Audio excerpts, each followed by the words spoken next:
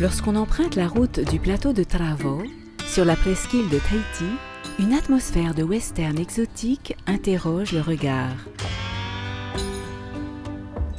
Un cheptel de 1100 bovins, dont 200 vaches laitières, profite de quelques 250 hectares de pâturage verdoyant à la vue imprenable. Ok, c'est parti. On va direct au village? Ouais, direct au village, ouais. C'est la maman est coopérative.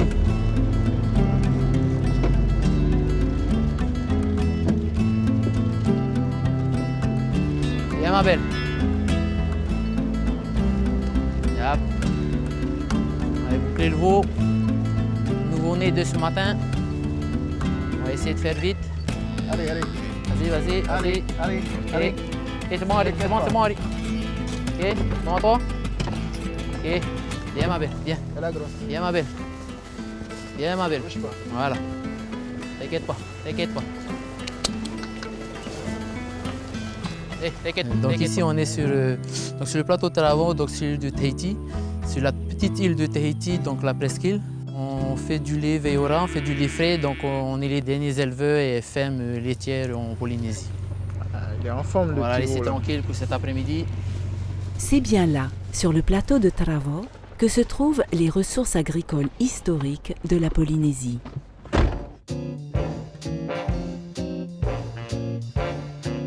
Voici le Tahiti des années 50. Un monde tranquille, une agriculture traditionnelle, une économie coloniale fondée sur l'exploitation des cocoteraies, de la vanille et du café. Si les premiers bovins ont certainement accompagné les ancêtres polynésiens lors de leur grande migration, l'élevage se développe dans les années 50. À l'époque, grâce à la croissance démographique et à l'essor du tourisme, on promet de beaux jours à la production de lait frais. On vient chercher le lait en truck dans les nombreuses exploitations traditionnelles nichées sur le plateau de Travo. Mais déjà, le Tahiti d'antan commence à disparaître. En 1963, avec l'implantation du Centre d'expérimentation du Pacifique, la main-d'œuvre agricole déserte les champs pour travailler sur les chantiers plus rémunérateurs. Les expatriés s'installent en nombre au Fénois avec de nouvelles habitudes alimentaires. Pour les nourrir, on a recours massivement à l'importation, créant une situation de quasi-totale dépendance. Et les agriculteurs alors? Un savoir-faire ancestral se perd dans la marche effrénée du progrès. Avec les hauts salaires et les importations, la société polynésienne devient une société de consommation. Les productions traditionnelles s'effondrent et l'agriculture locale entre dans une longue période de sommeil qui durera 25 ans. En 1978, avec l'importation du lait UHT bon marché et longue conservation, les exploitations laitières ferment les unes après les autres. Pour relancer la consommation du lait local, le ministère de la Santé vante les propriétés bénéfiques du lait à grand renfort de publicité. Moralité, pour ne pas finir comme Fatih, mange chaque jour 3 laitages. Ils construisent les os et les rendent solides. Les produits laitiers, c'est la santé.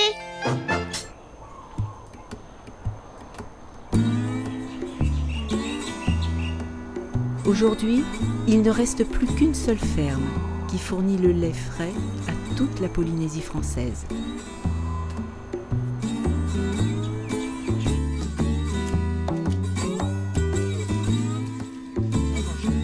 Actuellement, nous avons à peu près 1100 bovins.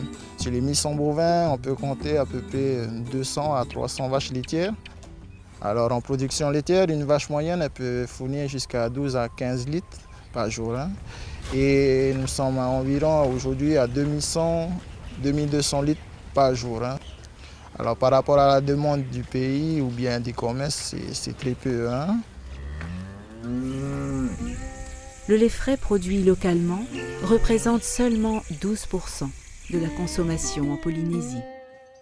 Aujourd'hui, la filière lait, ce n'est pas évident, surtout pour la production, parce que déjà les vaches laitières Holstein, qui sont actuellement les fortes productrices de lait, ne sont pas forcément habituées au climat d'ici.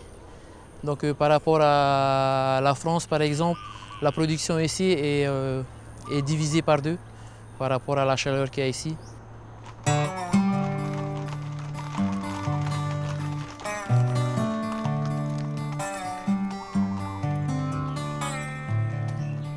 Une vache, s'il faut travailler avec elle, ça demande beaucoup d'attention et beaucoup de surveillance. Alors, on peut dire que nos vaches laitières, c'est des vraies princesses, hein. C'est-à-dire qu'en février, on les bichonne vraiment et elles ont un timing précis, quoi, hein. Si on les stresse, elles produisent moins de lait et tous les changements qu'il peut y avoir à côté sur les décalages horaires peuvent affecter justement sa production qu'elle donne quotidiennement, quoi. Allez, yap, yap, yap, yap. Yap, yap. On y va les filles. On y va. Ça va, c'est bien alors.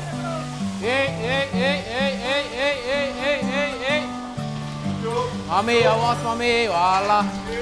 Yep, yep, yep, yep, yep, yep, yep, hey. Voilà les filles, on y va. Pour moi, le lait haché, c'est pas du lait, non. Ce n'est pas du lait. Donc si on compare avec notre lait frais qu'on produit ici actuellement, non, ce n'est pas. Pour nous, c'est pas du lait.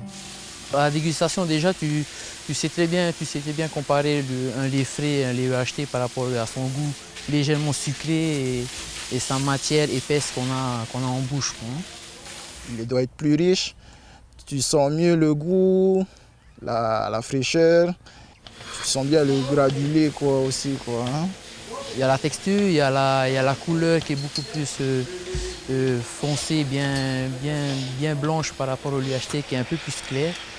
Et sa matière grasse qui est toujours présente, quoi, hein. Et le fait que c'est un produit naturel aussi, ça compte beaucoup aussi, hein. Tu sais que ça sort directement de la mamelle des vaches, ben, c'est naturel, quoi. C'était pas vraiment dans la coutume polynésienne dans le sens où c'était vraiment un produit importé. Aujourd'hui, je pense qu'on se l'approprie, hein. Pourquoi importer et pourquoi pas nous-mêmes produire, quoi. Il faut vraiment qu'on retrouve nos sources dans le sens qu'on produit local et qu'on consomme local. L'avantage qu'on a justement de produits locaux, tu sais ce que tu donnes à tes vaches laitières. Les gens, ils ont plus confiance quand c'est un local que si c'est un produit étranger, quoi. Et c'est une question de santé aussi, hein. On avait remarqué que sur l'ensemble de notre élevage, certains bovins étaient affectés par certaines maladies, comme la pyroplasmose, les tiques. La seule solution qu'on a trouvée avec notre équipe, c'est justement d'importer 2 taureaux reproducteurs dans la souche du Brahman. Avec les croisements qu'on a eus sur les vaches laitières, on voit mieux la résistance déjà d'abord pour les tiques. On a eu 0 traitement sur l'ensemble des bovins.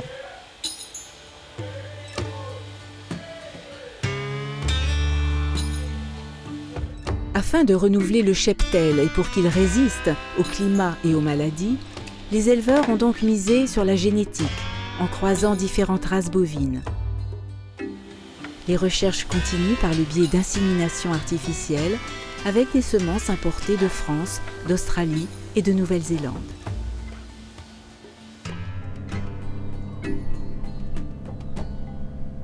J'ai appris directement sur le terrain avec les éleveurs qui avaient eu sur place. Au début, c'était plus une question de chercher un travail, une question de survie. Et aujourd'hui, je suis fier de ce que je fais et de ce que je peux offrir aux gens, le lait local.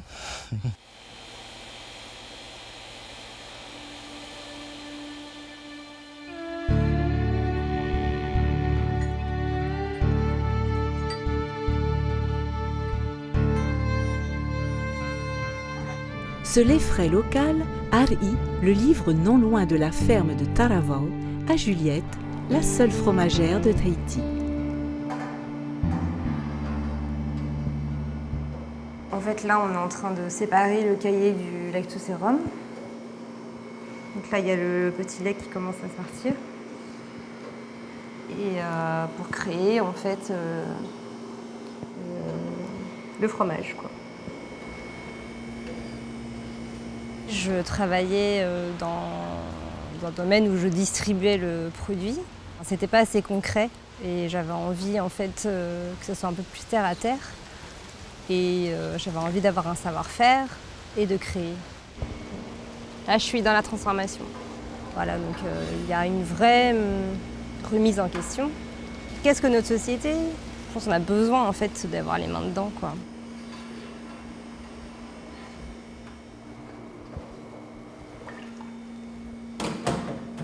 Le lait, c'est une matière qui est vivante, donc c'est ça qui est très intéressant et c'est pour ça que c'est compliqué aussi à travailler, mais que c'est passionnant. Donc quand on fait un fromage, en fait, on travaille avec les bactéries lactiques du lait. C'est elles qui travaillent pour nous. Voilà. Donc le fromage, il va évoluer tout seul. C'est pas nous qui faisons la croûte. Il évolue tout seul, il vieillit, comme le vin en fait.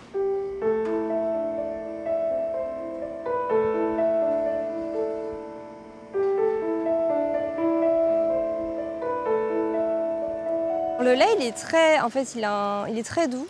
Il n'est pas fort. Ça ne donne pas des fromages qui sont très typés, mais il est très agréable. Voilà, il est assez gras. Bon, le fait qu'il soit gras, ça complique beaucoup aussi l'égouttage et la fabrication.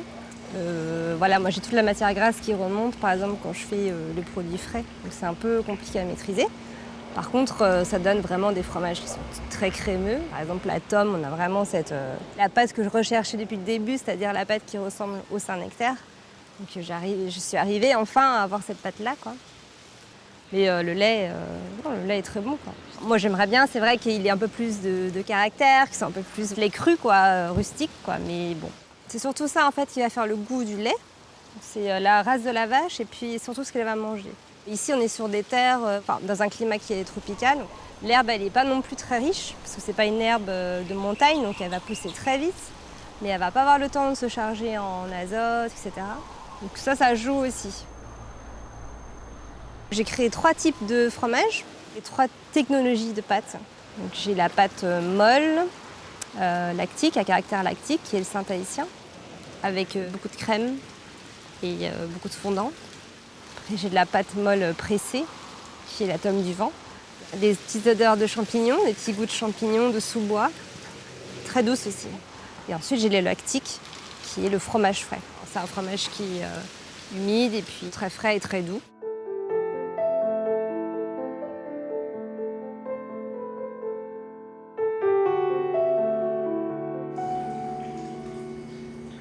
La phase de recherche, elle se fait en même temps qu'on fabrique. Moi, je pense que j'ai mis 2 ans à voir cette technicité. C'est plein de paramètres en fait, c'est-à-dire que le fromage, c'est vraiment un produit vivant. Donc du coup, si on ramasse le lait d'une certaine région, on va avoir un fromage particulier. Voilà. Mais on ne pourra jamais faire à compter en Bretagne, par exemple. On ne pourra jamais faire un Saint-Haïtien en France. C'est des fromages qui sont uniques. Et en plus, le fromage voyage mal. Donc pour goûter vraiment le fromage local, il faut venir à Tahiti. Parce que c'est vrai que même quand on voyage avec ou quand on l'envoie, il change en fait. C'est pour ça que c'est super intéressant, les produits du terroir et les produits qui sont vivants. C'est parce qu'en fait, ils reflètent l'environnement et l'univers dans lequel on est, quoi.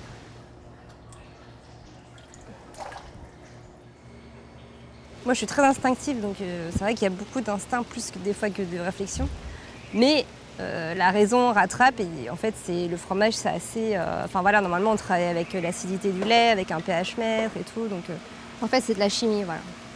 Mais ce qui est magique, c'est que la chimie, en fait, elle ne marchera pas pareil ici que même dans la ferme d'à côté. Ou même des fois, on fait la même chose, ça ne marche pas. Donc, il y a une part de magie qui est très, très belle, qui est des fois un peu embêtante. Mais bon, quand même, ça fait partie du jeu, quoi.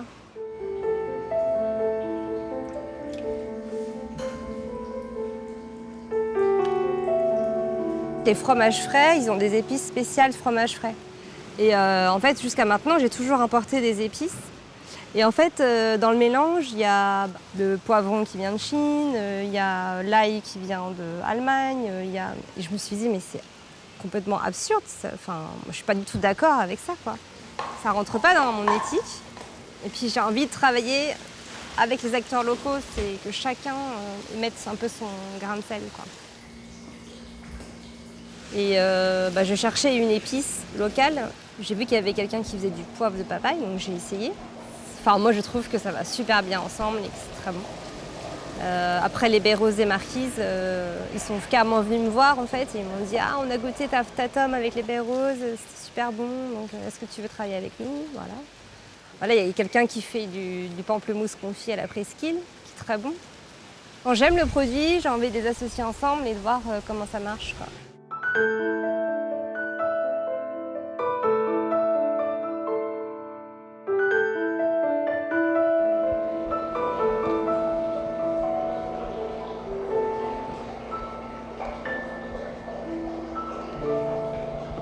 En fait, quand on fait des produits comme ça, c'est une marque de respect aussi pour les autres. C'est-à-dire qu'on offre la possibilité à l'autre de manger un produit qui est sain. On mange un fromage et on mange que du lait. Voilà, c'est 7 litres de lait. Quand on prend une tome, il y a 7 litres de lait. On achète aussi le fromage, mais on achète aussi l'éthique et puis l'histoire du produit. Je suis un peu en hypnose quand je suis dans mon labo. C'est vrai que j'ai toujours ça en fait, j'ai toujours cet amour-là et la passion est toujours présente. Enfin, maintenant je comprends mieux les gens qui sont passionnés parce que c'est vraiment quelque chose qui fatigue mais qui porte énormément, quoi.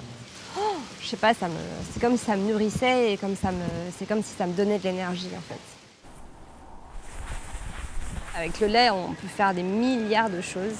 Et c'est ça qui est génial. Là, j'ai même pas fait le quart de ce que je peux faire et de ce que j'ai envie de faire, quoi. Donc j'ai encore plein d'idées de fromage. Et voilà, ce sera pour la suite.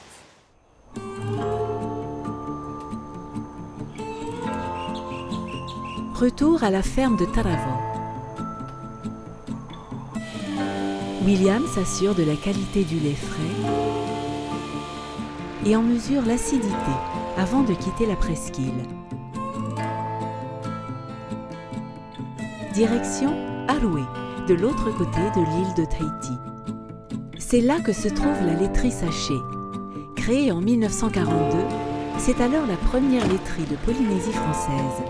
Elle produit aujourd'hui le lait frais qui a toujours porté le nom tahitien de Vaiora, l'eau de la vie.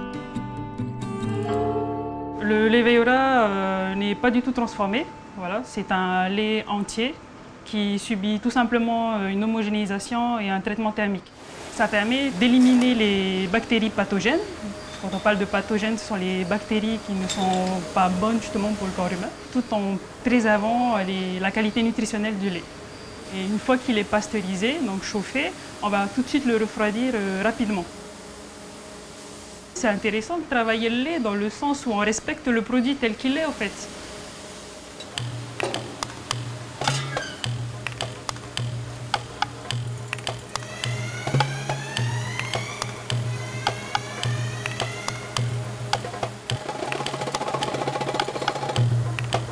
Le lait poursuit son chemin dans ce serpent de vapeur et d'acier.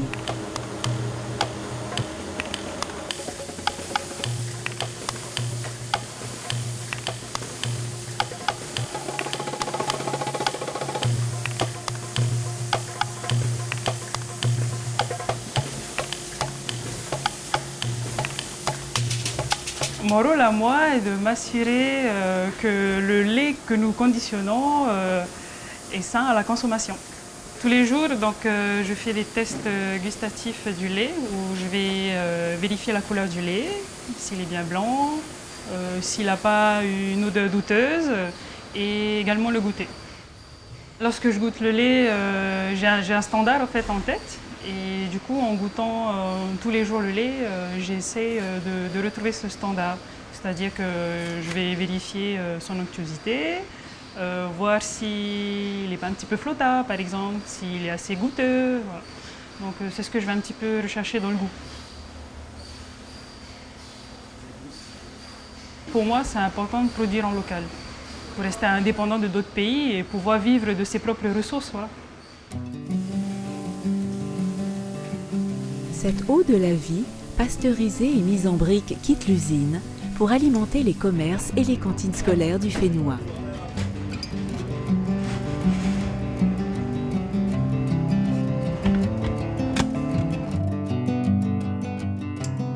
Le parcours du lait nous conduit sur les hauteurs de Mahina pour une séance de dégustation à domicile.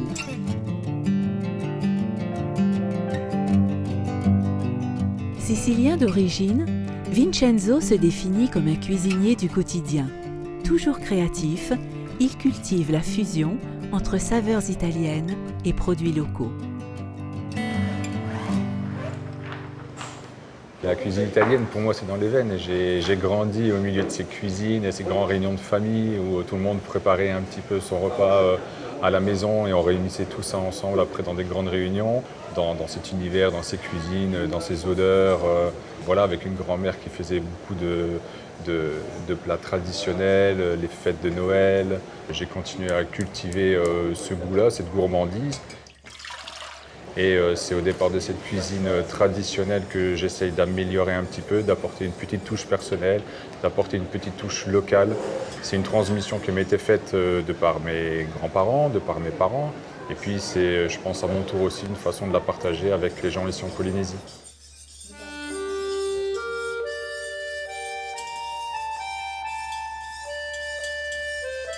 Le lait a pour moi une place essentielle dans ma cuisine parce qu'il est pour moi la base de beaucoup de préparations, aussi bien dans les plats en salé qu'en dessert en sucré ou parfois même dans les sauces.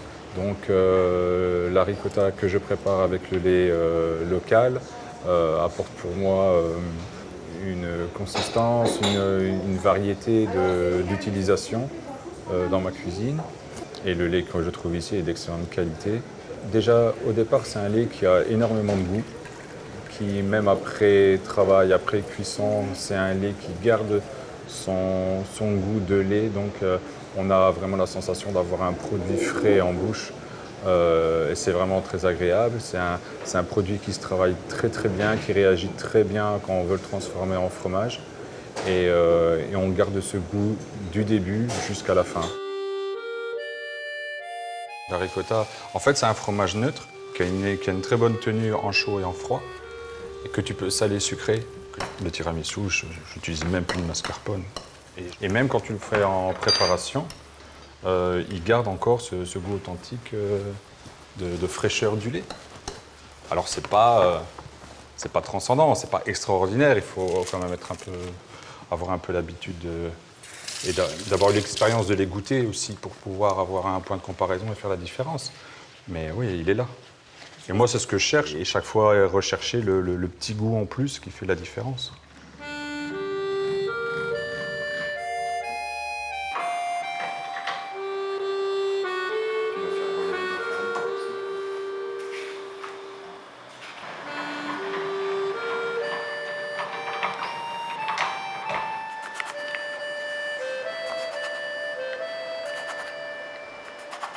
Dans la ricotta que je prépare, j'essaie d'obtenir un aspect crémeux, granuleux en bouche, avec un goût prononcé et qui reste présent en lait, et me rapprocher de la ricotta que faisait tout simplement ma grand-mère à la maison.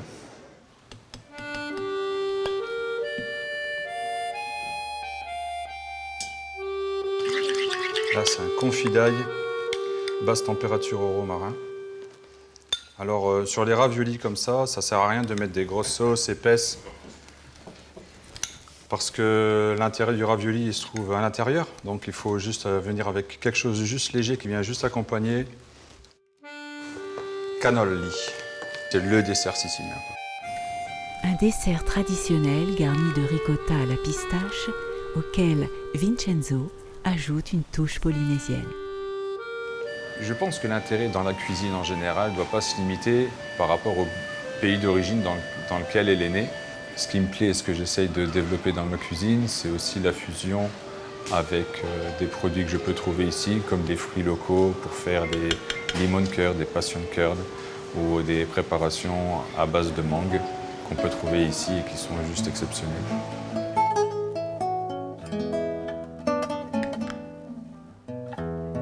Au terme du parcours du lait, vient enfin le temps du partage et de la dégustation.